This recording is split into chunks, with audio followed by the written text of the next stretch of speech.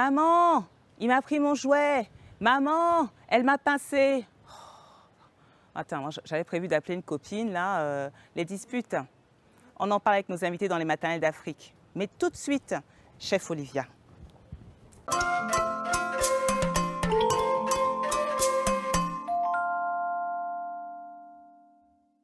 Bonjour Hello, Olivia. Angela. Comment tu vas? Vraiment, moi je vais. Si tu m'invites une prochaine fois, je veux le même styliste. Ah, ben écoute, elle est togolaise, hein, elle s'appelle Adjoa Sika. On l'a déjà reçue au maternelle d'Afrique, donc très simple. Oui, je connais. Alors tu sais à qui on répond aujourd'hui? Oui. On répond à Prudence qui nous écrit de Bangui en République centrafricaine. République centrafricaine, pardon. J'ai une amie en Centrafrique. C'est vrai? Ouais, Isabelle. Alors écoute, Isabelle. nous avons dans l'équipe des maternelles, parmi les cadreurs, on a un garçon qui s'appelle Arsène. Ah oui, oui, D'accord? Arsène, oui. Il est de Centrafrique. Ouais. Salut Arsène. Et Arsène, il dit qu'en Sango, on, pour dire bonjour, on dit Bara Alakwe. Bara Alakwe. C'est lui qui l'a dit, c'est pas nous, hein, c'est lui. Qu'est-ce qu'on va lui faire? Prudence nous écrit: j'habite en République centrafricaine et chez nous, on consomme beaucoup la banane plantain en foufou. Mes enfants et moi, on se lasse à la longue du foufou et j'aimerais bien une nouvelle recette avec la banane plantain. Alors, Olivia, qu'est-ce qu'on lui propose à Prudence? Alors, Prudence, elle a beaucoup de chance parce que moi, j'adore la banane plantain. Et je la mange dans tous ses états. C'est vrai? Ouais, j'adore ça. Bon. Mais je vais lui faire des galettes de plantain. Comme ça, c'est rapide, c'est vite fait. On peut mettre des ingrédients dedans que les enfants vont manger sans s'en rendre compte. Génial. Voilà. Donc, oui, galettes de banane plantain. Ah Moi, bah ça me c'est dit parti, bien. écoute, vas-y. Hein. Tu as un couteau, Angela? Oui, bah, tu en as à côté de toi. Pendant Voilà, ce temps, je vais donc faire je vais le t'en- focus sur les bananes plantain. Oui, mais Vous tu savez pourrais comme j'aime focus faire un mes peu sur focus. le découpage Mais non, des non, bananes non, de je temps fais en focus temps. là, il faut que je fasse mon travail. Ouais, ça, Alors, donc, Maligne, hein. vous savez que la banane plantain, pardon, pour les femmes enceintes, je ne sais pas si c'est le cas, Prudence, si vous êtes enceinte, hein, mais la banane plantain contient de l'acide folique. Et l'acide folique, quand vous allez chez le médecin, vous savez on vous conseille d'en consommer. Et donc, elle en contient. Et elle contient aussi d'autres nutriments indispensables à la croissance nerveuse et cérébrale de bébé dans l'utérus. Donc, avis à toutes les futures mamans, ne vous en privez surtout pas. Alors, à la période des règles aussi, hein, la banane plantain aide à soulager la douleur C'est vrai. et les ballonnements, donc en raison de sa teneur élevée en potassium. Ouais, mais ça, Et je les savais enfants pas. l'adorent. Vous savez, Aloko, Amadan, Claclo, Il tout. n'y a pas que les enfants. Donc, oui, c'est sûr, il n'y a pas que les enfants. Pardon, Donc, excuse-moi. mesdames, vous allez faire du bien, vous allez vous faire du bien tout en faisant plaisir à vos enfants. Donc, n'hésitez pas. D'accord. Donc là, qu'est-ce que tu vas faire? Tu vas les Je vais écraser? les écraser, tout D'accord. simplement. Oui. Et après, je vais y rajouter donc des... Bon, là, je le fais à la fourchette, là, parce que tu n'as pas tout ton matériel sur place. Ouais. Et surtout, mes invités sont arrivés. Parce En que- attendant, si vous souhaitez la recette sur les réseaux sociaux, et moi, bah trop tard pour les oignons. Écoute, tu vas y arriver. Tu es faite pour ça. De toute façon, il y a marqué chef ici. À plus tard. À plus tard, pour manger, t'es chef aussi, non?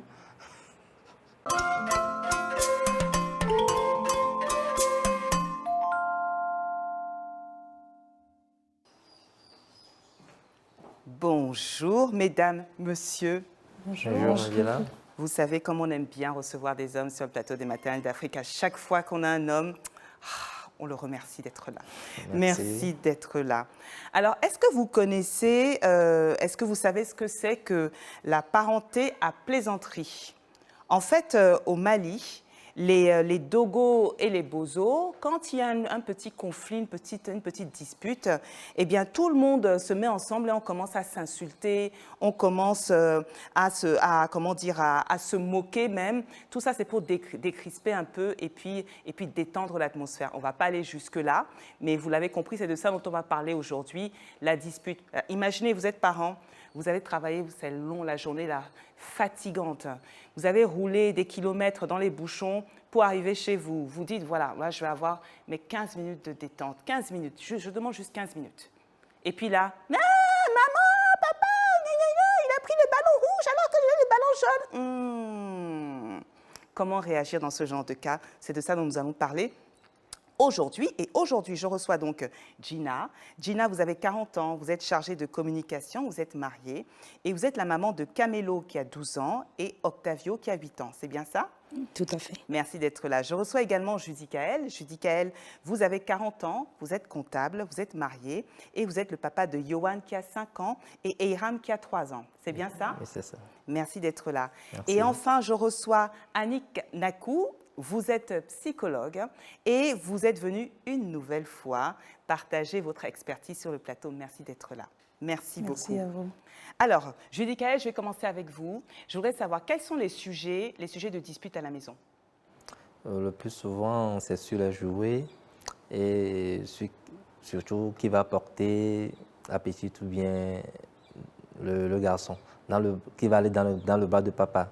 Ah, Donc, c'est un peu ça le sujet de dispute. parce que les bras de papa sont confortables.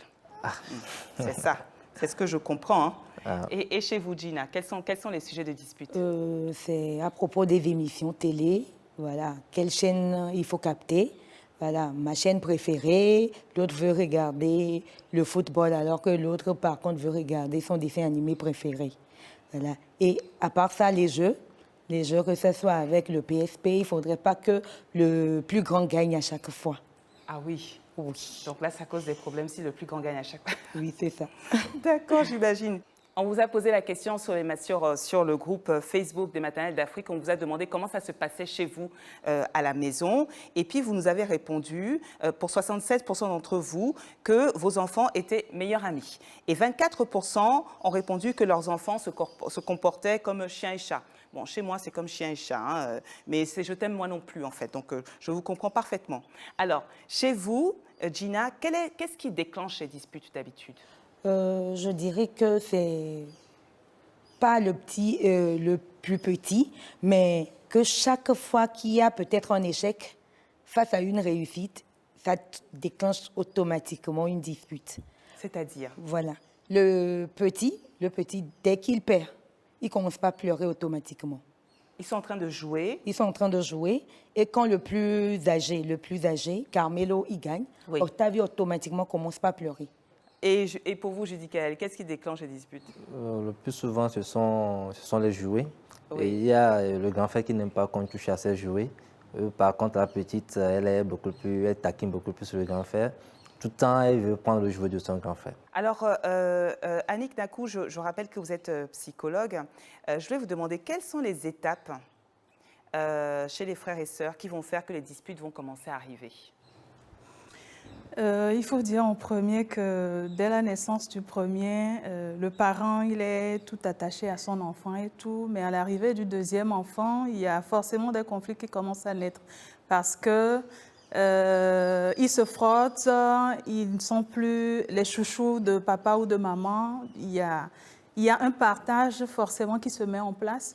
Et du coup, en grandissant, ils commencent à se comparer, à se jauger, à voir qui est le plus fort, qui peut faire ci, qui peut mieux réussir ça. Et du coup, ça cause pas mal de conflits. Ce sont des étapes en fait normales de la vie.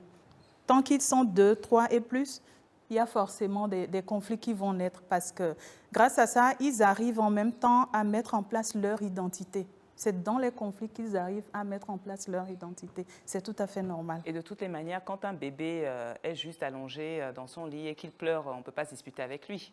On est d'accord. Les disputes ont commencé quand pour vous, Judicaël? Justement, quand la petite a commencé par marcher. Quand il y a eu concurrence. Voilà. Tout à fait. Voilà. Et ce genre de trucs. Alors, on va écouter le témoignage de Sabrina. Sabrina qui nous parle depuis Kinshasa et dont les enfants se chamaillent aussi. On l'écoute. Bonjour les maternelles d'Afrique. Moi, c'est Sabrina. Je suis à Kinshasa. J'ai 33 ans, mariée et mère de 3 garçons. Moi, mes garçons, ils se disputent souvent pour les jouets ou encore le choix de quelque chose à manger. S'il n'y a qu'un seul jouet que eux tous veulent avoir au même moment, alors j'explique au grand de laisser un peu au petit. Si je vois que ça ne marche pas, je ravis le jouet, alors je leur propose d'aller jouer à un autre jeu. Et si c'est pour la nourriture, s'il y en a les bananes plantains pour tout le monde, je donne pour tout le monde. S'il n'y en a pas assez pour tout le monde, je leur propose de manger d'abord de tout ce qu'il y a et puis après, on va trouver la solution pour ce que l'autre veut. Donc, c'est un peu ça. Merci. Merci beaucoup. Alors justement, pour les parents, il y a la question, comment dire, des limites de jusqu'où ça peut aller. Parce que mes enfants, entre eux aussi, on leur dit qu'on ne veut pas justement qu'il y ait de violence dans la maison. Donc, ils trouvent des moyens certaines fois un peu vicieux de se disputer. La question, c'est quelles sont les limites? Chez vous, justement, Gina, ça va jusqu'où? Ça va jusqu'au cri, mais nous avons déjà pratiqué la culture de on ne tape pas l'autre, qu'on a collé un peu dans la maison où on lit les règles. Voilà. Donc, on ne franchit pas ces règles. On peut se crier dessus, on peut se chamailler, mais on ne se tape pas. Et pour vous, Judicaël, ça va jusqu'où? Oui, ça va jusqu'au cri également. Et deux fois, une petite tape sur les fesses de la petite. J'ai remarqué, bon, j'ai dit d'arrêter. On a discuté tout au long de ça, de laisser, c'est pas bien de donner des coups, tout ça là. Donc, par la discussion et la compréhension, il arrive à en comprendre. Et le plus souvent, c'est les cris et les pleurs. Très bien. Alors, Annick Nakou, c'est là qu'on se pose la question, parce que moi j'ai entendu qu'il ne fallait pas intervenir, il faut les laisser se débrouiller. Mais comment, pour un parent, comment on fait pour savoir, comment juger à quel moment il faut intervenir, à quel moment voilà, c'est le bon, ou à quel moment il ne faut pas intervenir? Je pense que dans un premier temps, pendant que le conflit est mis en place, les disputes sont lancées, il faudra les laisser. Faudra rester un peu à l'écart, voir comment ils vont se comporter tous les deux. Mais quand le ton commence à monter et qu'on commence à franchir les limites de « je te frappe » ou bien « je te pince, je te fais ci », il faudra intervenir parce qu'il ne faut surtout pas qu'il y ait de violence physique. Mais quand le cri vient à un moment où l'autre se sent carrément...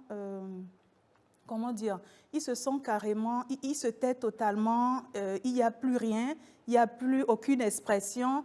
Alors, c'est que le cri, il a eu un effet très grand et il faut sauver rapidement la situation. Merci beaucoup. Judicaël, comment est-ce que vous dites stop à vos enfants?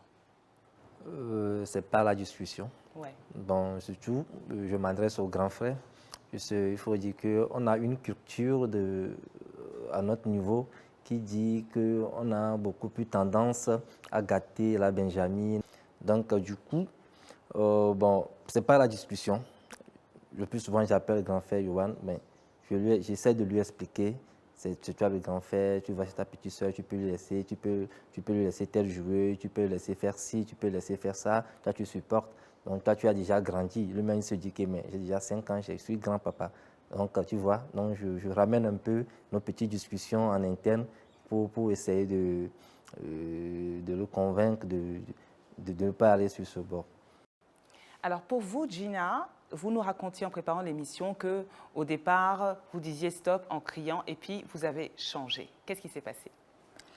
Je dirais que c'est après avoir suivi une formation sur la psychologie de l'enfant, il y a 3 ans, que j'ai trouvé une meilleure stratégie pour pouvoir gérer leurs conflits. Dès que j'arrivais en cas de conflit, on faisait des petits exercices d'inspiration et d'expiration pour pouvoir calmer. Voilà, et dès qu'ils sont assez calmés, je leur demande leur impression, comment ils se sentent. Ils en parlent. Et maintenant, j'invite chacun à écouter l'autre en lui disant, mais exprime ce que tu as, et il commence pas à me relater les faits. Après, je m'assure d'avoir bien compris le problème en me répétant pour qu'ils puissent bien cerner le problème. Mais après, on essaie ensemble de trouver des pistes de solutions que nous appliquons. D'accord. Vraiment, c'est formidable ce que vous dites là. Je bois vos paroles. Pendant que vous parliez, je dis comment elle fait. C'est magnifique d'avoir des mamans comme ça, des mamans modèles. Je me dis comment elle arrive à faire ça. Est-ce que je pourrais appliquer ça chez moi, à la maison, rester zen et dire bon, allez, viens, respire, on se calme. Alors, qu'est-ce qui s'est passé? Waouh! Alors, on n'a pas prévu le trophée en chocolat des meilleures mamans de l'année. Là, je pense que ce serait pour Gina. Non, franchement, j'ai l'air de plaisanter comme ça, mais je suis sincère. Franchement, c'est un très bel exemple. Donc, Annick Nakou, il arrive un moment où les enfants, on n'est pas tout le temps avec eux. Hein, les enfants vont à l'école, ils se disputent, pas souvent devant nous. Donc, comment éviter, ce que vous avez abordé tout à l'heure légèrement, c'est l'effet, certaines fois, pas sadomaso, mais de l'enfant qui va à un moment entendre une parole un peu trop forte qui va le toucher, il va se renfermer et ça va développer autre chose. Alors, je dirais que face à ce genre de situation, si le conflit ne se passe pas devant nous les parents, avant que notre enfant sorte de la maison, forcément, nous, en tant que parents, nous prenons soin d'accompagner nos enfants, de leur donner le maximum nécessaire, de leur dire le maximum nécessaire pour que lorsqu'ils sortent, ils se retrouvent en conflit avec des copains et des copines et tout, de savoir comment gérer la situation. Maintenant, c'est de faire en même temps attention à ce que notre enfant ne soit pas victime. C'est du genre que notre enfant subisse toujours les pressions de l'autre et lorsqu'il se trouve face à l'autre qui est tout le temps autoritaire, il met un mécanisme de défense en place et il se rétracte totalement. Quand il se rétracte, alors c'est qu'il y a un grand problème à ce niveau qu'il faudra travailler. Nous, la plupart des parents, quand on rentre du travail et qu'on est fatigué, on entend des cris. Le premier réflexe, c'est qu'on crie aussi.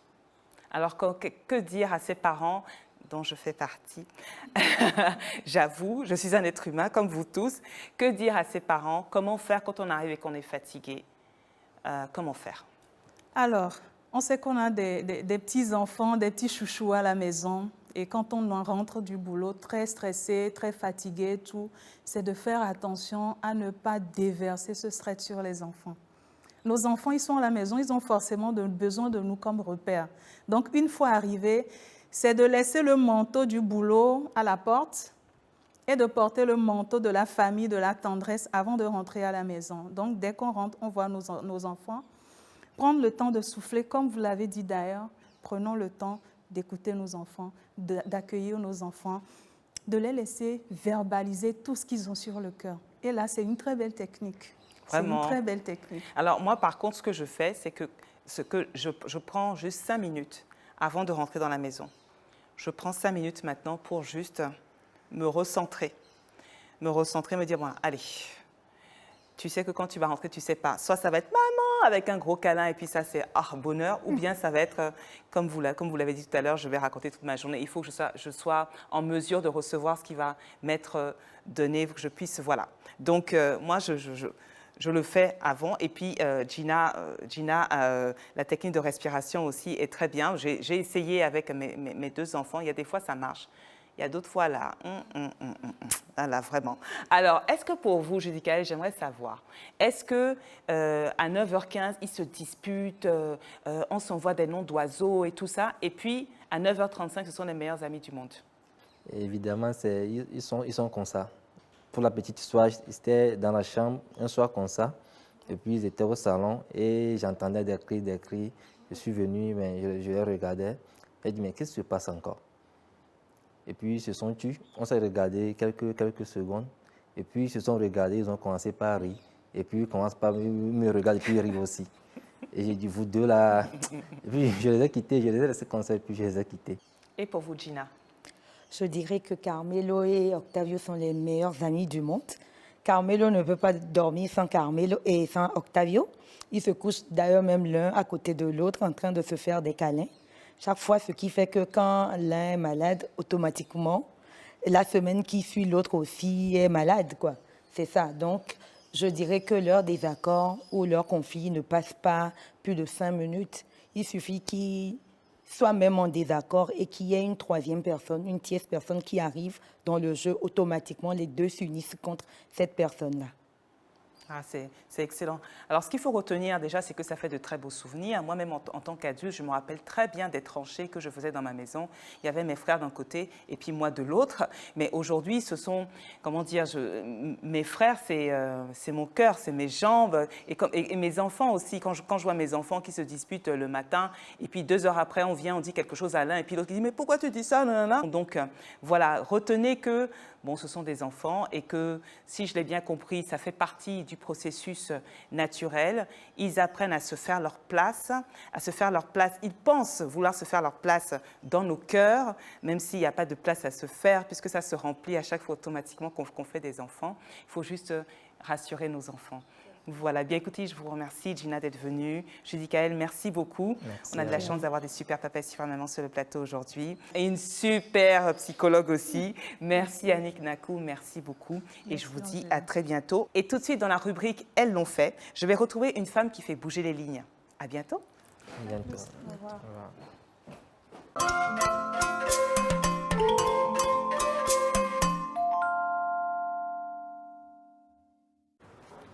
Ah, bonjour Peace.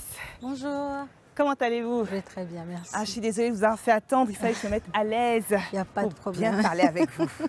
Alors Peace, vous avez quel âge, dis-toi? J'ai 28 ans. Vous avez 28 ans. Oui. Et déjà à 28 ans, vous êtes une activiste de la santé mentale. Exactement. Dites-moi, vous avez décidé de vous lancer dans cette on va dire, activité parce que vous avez fait une rencontre. Exactement. Vous pouvez me raconter? Oui, bien sûr. Donc, effectivement, j'ai fait une rencontre qui, je dis souvent, c'est une rencontre qui a créé en moi une rage et de changer les choses dans le domaine de la santé mentale. Donc, en fait, c'était au Burkina Faso, dans un orphelinat. Je faisais en fait du volontariat dans cet orphelinat-là. Et j'ai rencontré une petite fille. Elle avait une semaine à ce moment-là. Elle était aveugle. Elle avait le gros cœur. Et en plus de ça, elle était séropositive. Et donc, lorsqu'elle avait 9 mois, là, on me dit Sarah n'était plus. Cette petite fille, elle s'appelait Sarah. Et ça a créé en fait en moi une certaine tristesse. J'étais vraiment triste. Et c'est là qu'on m'expliquait en fait que c'était la fille d'une dame qui souffrait de troubles mentaux, qui errait en fait dans les rues de Ouagadougou. Et cette dame-là avait probablement été violée. Et c'est ça en fait qui l'a emmenée à avoir la petite Sarah chez les sœurs avant de retourner dans la rue. Donc cette histoire-là a créé en fait en moi un déclic et ça a créé en moi une rage parce qu'avant je voyais ces personnes-là dans la rue sans les voir en réalité. Ils sont dans notre paysage mais on ne s'en rend pas forcément compte. Et à ce moment-là, j'ai commencé à plus voir ces personnes. Et de retour à Lomé, quelques années plus tard, je me suis rendu compte que la situation était plus grave aussi ici. Le fait que les personnes qui vivent avec la maladie mentale, soit ils sont abandonnés dans la rue, la majeure partie, ou ils se retrouvent également enchaînés dans les camps de prière. Donc j'ai continué à faire mes recherches et je suis allée dans plusieurs camps, je suis allée chez les praticiens de la médecine traditionnelle. J'ai vu des traitements en fait qui m'ont laissé... vraiment, ont créé en fait en moi plus de rage également. Qu'est-ce que vous avez vu comme traitement? Ces personnes sont enchaînées. Ils sont enchaînés sous la pluie, sous le soleil. Et la réalité, c'est, disons, je comprends également, parce qu'ils se disent qu'ils sont en train de les aider. C'est de l'ignorance. C'est de l'ignorance en fait. Ils se disent qu'ils sont en train de les aider, mais ce n'est pas forcément la meilleure manière. Et vu que la maladie mentale est très souvent associée au spirituel, les gens vont plus facilement vers ces personnes-là. Et donc, je me suis dit, il doit forcément y avoir une solution. Mais à un moment donné, avec d'autres sœurs de mon église, nous avons décidé en fait de créer une association pour pouvoir aider ces personnes-là, échanger en fait l'histoire en fait des personnes souffrant de troubles mentaux. C'est quand même dur la santé mentale. Est-ce que vous avez déjà eu envie de laisser tomber? Très souvent. Et très souvent, j'ai envie de baisser les bras, mais je ne peux pas parce que je me dis, c'est mon combat en fait. Ça m'intéresse, Peace. Là, c'est une question personnelle, mais je pense qu'il va intéresser d'autres personnes qui nous écoutent. J'aimerais avoir le nom de votre association parce que souvent, on voit ces personnes errer dans la rue et on ne sait pas à qui s'adresser justement pour une prise en charge. Donc, l'association s'appelle Hands from Above. D'accord. C'est les mains qui viennent d'en haut et D'accord. qui viennent en aide aux personnes souffrant de troubles mentaux. Très bien. Merci, Peace. Merci Merci beaucoup pour ce que vous faites. Merci. Merci bien. Et vous savez, cette rubrique, elles l'ont fait. Je l'aime beaucoup parce que je reçois des femmes qui inspirent. Donc, si ce que vous avez fait peut inspirer d'autres personnes à créer d'autres associations comme ça, c'est très bien pour ces personnes qui sont en situation de santé mentale, justement, de difficulté de la santé mentale. Voilà. Eh bien, merci à vous. Vous savez, là, cette discussion, elle m'a donné faim. Tout à l'heure, chef Olivia, elle nous a fait des galettes de plantain. J'ai hâte de goûter ça. Je vous dis à bientôt. À bientôt. Au revoir. Merci beaucoup.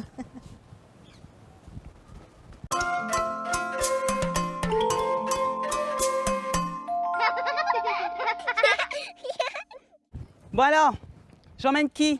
Qui vient avec moi? Allez, c'est parti. Venez. On va manger, miam, miam, miam, miam, miam, miam. Alors, mettez-vous en face de moi. Super, super. Alors, aujourd'hui, qu'est-ce qu'on va manger? Est-ce que vous savez ce qu'il y a sous la serviette? Galette de plantain. Galette de plantain. Bon, alors on va vérifier. Oui, oh là là, ça a l'air bon. Hein. Oh là là là là là. Alors, on va les goûter. Dites-moi ce que vous en pensez. Allez-y. Alors, c'est comment? Délicieux. Alors, vous l'avez compris, si vous voulez retrouver la recette des galettes de banane plantain, vous les retrouvez sur nos réseaux sociaux. Si comme Prudence, vous avez des questions, vous n'hésitez pas à les poster sur Facebook, Instagram, Twitter et YouTube. Vous l'avez compris, les maternelles d'Afrique, c'est terminé pour aujourd'hui. À bientôt, prenez soin de vous. Et comme on dit en Sango, en Centrafrique, je crois c'est Alagba Dioni. Alagba Dioni, c'est ça? Je vous dis à bientôt. Pendant ce temps, je vais me régaler et je vais inviter les autres enfants à venir goûter. Dis-moi Franck, tu veux goûter?